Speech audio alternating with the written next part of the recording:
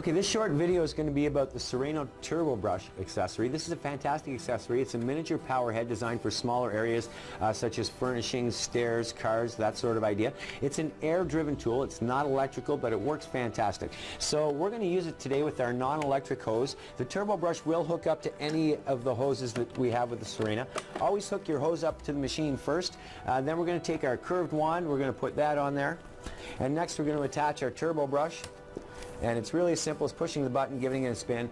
Now we've got it on here.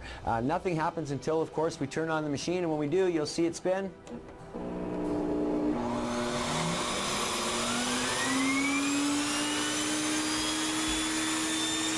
Fantastic action. And this is great for those small reach areas. The Sirena Turbo Brush, available through your Sirena retailer, sold separately.